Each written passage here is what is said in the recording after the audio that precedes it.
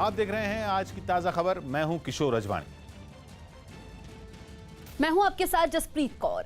Corona की वजह से हुई लॉकडाउन का असर अब दिल्ली मेट्रो के कर्मचारियों पर पड़ने लगा है। दिल्ली मेट्रो ने अपने सभी कर्मचारियों के वेतन में कटौती का फैसला किया है।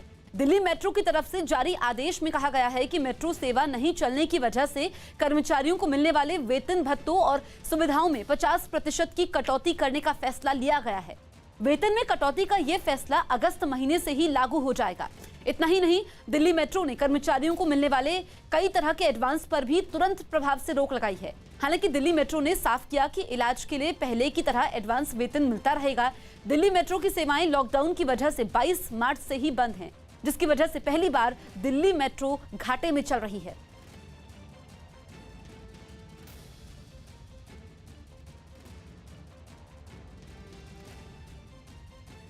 कर्नाटक के दावणगेरे में बाढ़ में 3 दिनों से एक पेड़ पर फंसे करीब 50 बंदरों को बचा लिया गया। असल में भारी बारिश के बाद बांधों के फाटक खुलने से तुंगभद्रा नदी में अचानक बहुत ज्यादा पानी आ गया, जिससे ये बंदर बहती हुई नदी में घिर गए। लेकिन वन विभाग और दमकल विभाग की टीमों की कोशिशों से इन सभी बंदरों को बचा लिया गया। हालांकि ये सब इतना आसान नहीं था और खबर मिलने के बाद जब बचाव दल इनके पास नाव लेकर पहुंचा तो डर के मारे सभी बंदर पेड़ पर उछल कूद मचाने लगे। 2 दिनों तक जब उनको बचाने का कोई और रास्ता नहीं दिखा तो भूख से बेहाल बंदरों की जान बचाने के लिए बचाव दल ने पेड़ पर कुछ फल बांध दिए। तीसरे दिन रस्सी और बांस की मदद से एक सीढ़ी बनाई गई और बचाव दल ने इस सीढ़ी को नदी के किनारे के एक पेड़ से लेकर उस पेड़ तक पहुंचा दिया जिस पर बंदर फंसे थे। इसके बाद कुछ बंदर हिम्मत कर सीढ़ी के सहारे किनारे तक जाने की कोशिश करते नजर आए। कुछ बंदरों को किनारे तक पहुंचता देख बाकी बंदरों ने भी खुद को बचाने के लिए उसी रास्ते पर चलना शुरू कर दिया। हालांकि कई बंदर बहुत देर तक डर के मारे सीढ़ी वाले रास्ते पर चलने से बचते दिखे, लेकिन बाद में बचाव दल की कोशिशों से सभी बंदरों को सुरक्षित निकाल लिया गया। इस अभियान के कामयाब होने के बाद राहत बचाव दल के लोगों के चेहरे पर खुशी नजर आई। आज सुप्रीम कोर्ट तय करेगी कि सुशांत सिंह राजपूत की खुदकुशी मामले की जांच मुंबई पुलिस जारी रखेगी या फिर मामले की जांच सीबीआई को सौंपी जाएगी। 14 जून को सुशांत सिंह राजपूत ने मुंबई में खुदकुशी कर ली थी, जिसकी जांच मुंबई पुलिस कर रही है। इसी बीच सुशांत के पिता की शिकायत पर पटना पुलिस ने इस मामले में अलग से एफआईआर दर्ज की और मुंबई में जांच के लिए अपनी टीम भेजी थी। लेकिन मुंबई पुलिस से जांच के अधिकार क्षेत्र को लेकर टकराव और सुशांत के पिता की मांग पर बाद में बिहार सरकार ने इस मामले की जांच सीबीआई से करवाने की सिफारिश कर दी। महाराष्ट्र सरकार और इस मामले में पटना पुलिस की तरफ से आरोपी बनाई गई रिया चक्रवर्ती ने सीबीआई जांच को सुप्रीम कोर्ट में चुनौती दी है। रिया चक्रवर्ती ने अपनी याचिका में दावा किया है कि उनके खिलाफ एफआईआर और मामले की सीबीआई जांच राजनीति से प्रेरित है, जबकि सुशांत के पिता और बिहार पुलिस की तरफ से दावा किया गया है कि मामले में आरोपियों को मुंबई पुलिस की तरफ से बचाया जा रहा है, इसलिए निष्पक्ष जांच के लिए सीबीआई जांच जरूरी है। सुशांत मामले की जांच पर सुप्रीम कोर्ट का फैसला आने से पहले रिया चक्रवर्ती ने एक बयान जारी किया, जिसमें रिया ने खुद पर लगे तमाम आरोपों पर सफाई देते हुए खुद को बेकसूर बताया और कहा कि 8 जून को सुशांत की बहन मीतू उनके घर आने वाली थी, इसलिए सुशांत के कहने पर ही वो उनका घर छोड़कर गई थी। रिया ने बयान में लिखा है कि अप्रैल 2019 तक सुशांत से उनकी केवल जान पहचान ही थी, लेकिन अप्रैल 2019 में हुई एक पार्टी के बाद दोनों के बीच नजदीकियां बढ़ी और दिसंबर 2019 से उन्होंने सुशांत के साथ लिव इन रिलेशनशिप में रहना शुरू कर दिया था। रिया ने आरोप लगाया कि अप्रैल 2019 में एक पार्टी के बाद जब वो सुशांत के घर सो रही थीं, उस वक्त सुशांत की बहन ने शराब के नशे में उनके साथ गलत हरकत करने की कोशिश की थी और उस घटना के बारे में सुशांत को पता लगते ही सुशांत के परिवार और रिया के बीच दूरियां बढ़ती चली गई। रिया के मुताबिक उन्होंने अब तक मुंबई पुलिस और ईडी की जांच में पूरा सहयोग किया है और जब जब जांच एजेंसियों ने उन्हें बुलाया वो जांच में सहयोग करने पहुंच गई। जांच एजेंसियां उनकी कॉल डिटेल्स, उनका डीएनए सैंपल, उनकी इनकम टैक्स रिटर्न्स, उनकी सभी फोन जांच कर चुकी हैं, लेकिन उनके खिलाफ कोई सबूत नहीं मिला, ऐसा रिया ने बयान में कहा है। रिया ने यह भी साफ किया कि उन्हें सीबीआई की जांच से भी कोई एतराज नहीं है, लेकिन जांच कानून के दायरे में और कानून के मुताबिक होनी चाहिए। छत्तीसगढ़ के सुकमा में पानी में फंसे एक ट्रक में सवार लोगों को सुरक्षित बचा लिया गया। ये ट्रक सड़क पर कई फीट तक भरे पानी को पार करने की कोशिश में वहां फंस गया, जिसके बाद राहत बचाव के काम में लगी एक टीम नाव से वहां पहुंची और ट्रक में फंसे लोगों को सुरक्षित किनारे तक ले आई। बाढ़ की वजह से सड़क पर कई फीट तक पानी भरा हुआ था। ये जानते हुए भी ट्रक सवार ने पानी को पार करने की कोशिश की, जिसका नतीजा ये हुआ कि ट्रक वहां अटक गया और उसमें मौजूद लोग भी वहीं फंस गए। पानी में फंसने के बाद ट्रक का आधा हिस्सा डूबा नजर आया। इतना ही नहीं, कुछ गाड़ियां भी पानी में फंसी दिखाई दी। हालांकि रेस्क्यू टीम ने सभी लोगों को सुरक्षित बचा लिया। मध्य प्रदेश में सरकारी नौकरियां राज्य के लोगों के लिए आरक्षित करने का फैसला लिया गया। मध्य प्रदेश में शिवराज सरकार ने एक बड़ा फैसला लिया। मुख्यमंत्री शिवराज सिंह ने राज्य की सरकारी नौकरियों को मध्य प्रदेश के लोगों के लिए आरक्षित करने का ऐलान किया। मध्य प्रदेश की शासकीय नौकरियां अब केवल मध्य प्रदेश के बच्चों को दी जाएगी। वहीं शिवराज सरकार के इस फैसले का कांग्रेस ने विरोध तो नहीं किया, लेकिन उसकी मंशा पर सवाल खड़े कर दिए। ये कथनी करनी शिवराज जी बताएं कि आज इनको क्यों वापस प्रेम जागा मध्य प्रदेश के लोगों के लिए। लखनऊ में विधानसभा सत्र शुरू होने से पहले कई विधायकों के कोरोना टेस्ट किए गए। हाल ही में विधानसभा के कई कर्मचारियों की भी कोरोना जांच की गई थी, जिनमें 20 कर्मचारी कोरोना पॉजिटिव मिले थे। गुरुवार से शुरू हो रहा विधानसभा सत्र 3 दिनों तक चलेगा, जहां सभी को हर तरह से सुरक्षित रखने की कोशिश हो रही है। आज कुछ जांचें हुई हैं, कल और परसों भी इस प्रकार की जांचें लगातार चलती रहेंगी। पश्चिम बंगाल में दुर्गा पूजा की तैयारियां शुरू हो गईं। इस पूजा में कोरोना का असर भी दिखाई दे रहा है। कोलकाता में पूजा के लिए बनाई गई कुछ दुर्गा की मूर्तियों पर चांदी के मास्क लगाए गए हैं। साथ ही हाथों में सैनिटाइजर की बोतलें दिख रही हैं। हाथों में सैनिटाइजर और चेहरे पर चांदी का मास्क। देवी दुर्गा इस बार अपने शहर कोलकाता कुछ इसी तरह आने वाली हैं। युजवेंद्र चहल की मंगेतर धनश्री वर्मा का एक वीडियो सोशल मीडिया पर वायरल हो गया। इस वीडियो में धनश्री वर्मा डांस करती दिखाई दी। हो दारू बदनाम करती, नाम करती, हे ताना तेरे आधे कार। हो दारू बदनाम करती, नाम करती, हे ताना तेरे आधे कारे। कोरोना के बढ़ते मामलों को देखते हुए मुंबई पुलिस ने अब और सख्ती करने का फैसला किया है। मुंबई पुलिस की तरफ से जारी आदेश के मुताबिक अगर अब कोई व्यक्ति मुंबई की सड़कों पर बिना किसी कारण के घूमता दिखाई दिया तो उसके खिलाफ सख्त कार्रवाई की जाएगी। इसके अलावा उन गाड़ियों को भी पुलिस जब्त कर लेगी जो बिना किसी ठोस कारण के सड़कों पर दिखाई देंगी। कोरोना की वजह से सिर्फ आवश्यक सेवाओं से जुड़ी गाड़ियों को ही चलने की इजाजत दी गई है। मुंबई पुलिस ने ट्वीट के जरिए लोगों से कहा कि ये सख्ती सिर्फ नियमों के पालन के लिए नहीं बल्कि उनकी सुरक्षा के लिए हो रही है। पश्चिम बंगाल के सिलीगुड़ी में कार्यकर्ताओं की हत्या के मुद्दे पर बीजेपी ने जमकर हंगामा किया। आरोप है कि प्रदर्शन के दौरान बीजेपी कार्यकर्ताओं ने पुलिस से धक्का मुक्की भी की और पुलिस की तरफ से उन्हें रोकने के लिए लगाए बैरिकेड भी नीचे गिरा दिए गए। सामने आई एक तस्वीर में कुछ प्रदर्शनकारी बैरिकेड उठाकर पुलिस पर फेंकने की कोशिश करते हुए भी दिखाई दिए। बीजेपी ने यह प्रदर्शन बंगाल में पार्टी कार्यकर्ताओं की हत्या के मुद्दे पर किया और इस पर ममता सरकार को भी खूब कोसा। और 6 মাস 8 মাস দিদিমণি কত অত্যাচার করবে, যত করার করুন, কিন্তু 8 মাস পরে যখন পাল্টাবে তখন কিন্তু কাউকে খুঁজে পাওয়া যাবে না। हालांकि पुलिस के कड़े इंतजाम की वजह से बीजेपी टीएमसी के खिलाफ मार्च नहीं निकाल सकी। अयोध्या में राम मंदिर के भूमि पूजन कार्यक्रम के बाद अब दशहरे के मौके पर वहां भव्य रामलीला के आयोजन की तैयारी है।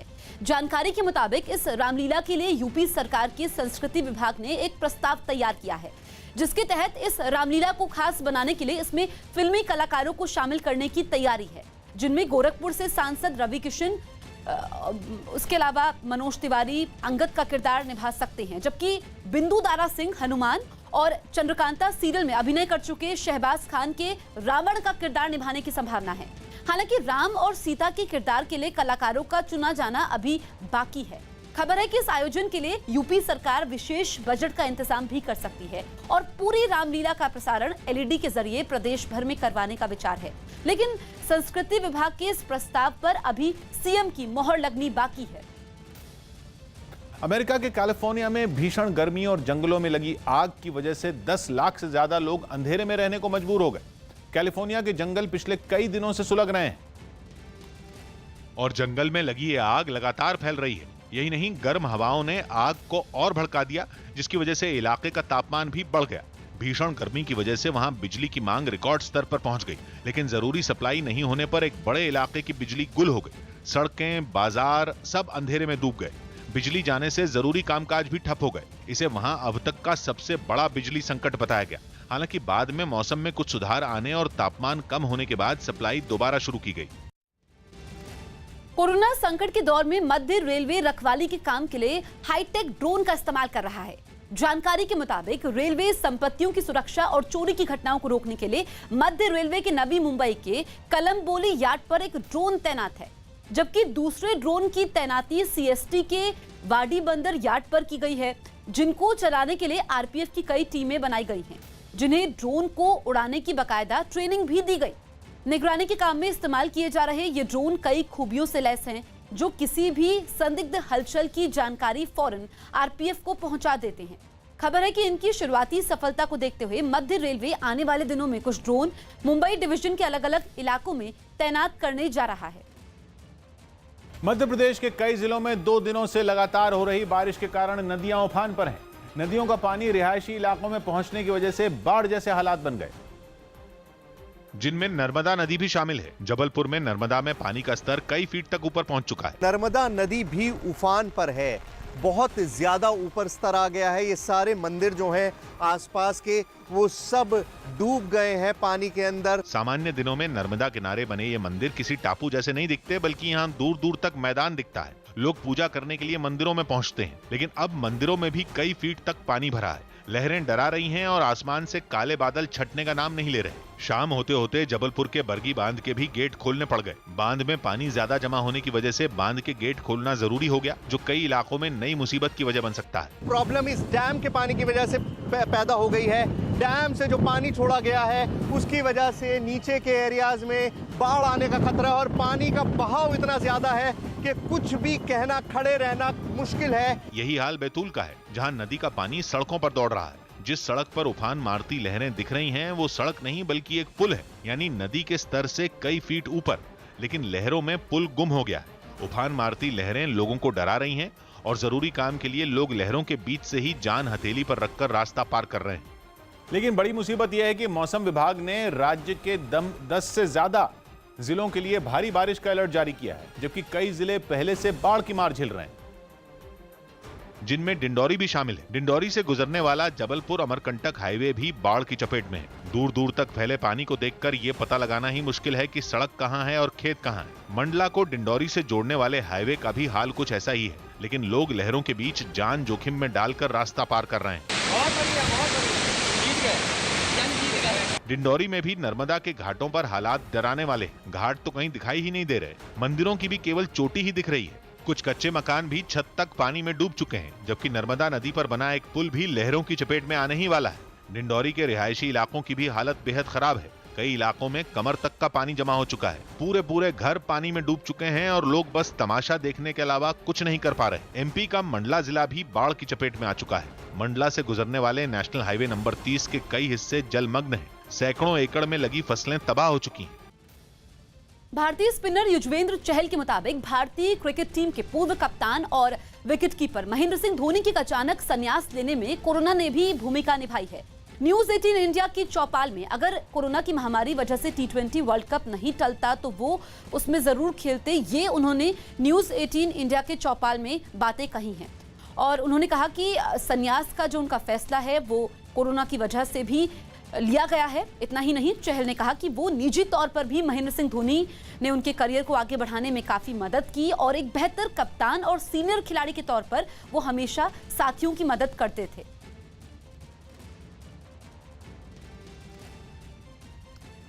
चल, सबसे बड़ी बात अगर 2020 को हम याद करें तो कोरोना काल तो रहा ही है सबके लिए, लेकिन MS धोनी भाई का जाना इस तरह से, इतने बड़े खिलाड़ी इस तरह से कैसे आप देख रहे हैं? क्योंकि सबको ये चाह रहा था कि धोनी भाई मैदान से विदाई ले।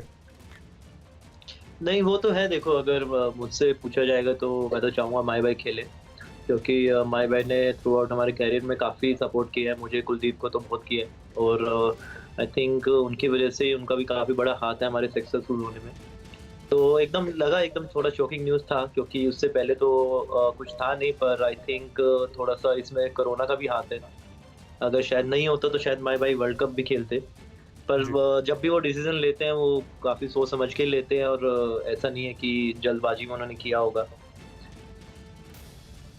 कोई मुलाकात धोनी भाई से जो आपकी पहली मुलाकात हुई होगी, तो किस तरह से उसको आप एक्सप्लेन करेंगे? 2016 में मेरा डेब्यू था जिम्बाब्वे पे, पर उससे पहले सिर्फ माई भाई को अगेंस्ट बॉल डाला है या सिर्फ हाई हेलो हुआ है। पर जो मेन जो हुआ था वो 2016 पे टूर पे, जो जिम्बाब्वे टूर था, मेरा डेब्यू टूर था। तो वहाँ पे क्योंकि वनडे का कैप भी मुझे इंटरनेशनल कैप जो मिला, वनडे कैप, वो भी माई भाई से मिला मुझे। और आई थिंक वहाँ से फिर उनके साथ बातचीत करना, उनसे काफ़ी कुछ सीखा है मैंने, फील्ड पे भी और फील्ड के बाहर भी। और हमेशा वो काफ़ी हेल्पफुल रहे हैं। कभी उन्होंने कुछ, जब भी मेरे को कुछ पूछना होता था तो हमेशा वो रहते थे। इवन हम अगेंस्ट भी खेलते थे आईपीएल में, अगर तब भी कुछ पूछना होता था या किसी टूर पे वो नहीं होते, तो जब भी मैं और कुलदीप उनसे हमेशा बात करते थे कि क्या आपको क्या लग रहा है। तो उन्होंने काफ़ी हेल्प किया थ्रू आउट। फिलीपींस के मस्बाते में आए भूकंप ने वहां के लोगों को दहला कर रख दिया। इस भूकंप की तीव्रता रिक्टर स्केल पर 6.5 मापी गई, जिसकी वजह से 5 किलोमीटर के दायरे में मौजूद लोगों को काफी मुश्किलें उठानी पड़ी। एक तस्वीर तो ऐसी सामने आई जिसमें एक मकान धराशायी दिखा और उसमें रहने वाला पूरा परिवार सड़क पर आ गया। भूकंप के झटकों की वजह से कई जगहों पर जमीन में दरारें भी देखी गई। वहां के एक रेस्टोरेंट में सारा सामान फर्श पर बिखरा नजर आया, तो मंडी के भी हालात कुछ ऐसे ही दिखे। वहां झटकों की वजह से कई सब्जियां और फल नीचे गिरे दिखाई दिए। भूकंप के तेज झटके महसूस होते ही कुछ जगहों पर लोग घरों से बाहर निकलकर सड़क पर बैठ गए, तो कहीं एक शख्स लोगों को सुरक्षित रखने के लिए इमारत को खाली कराता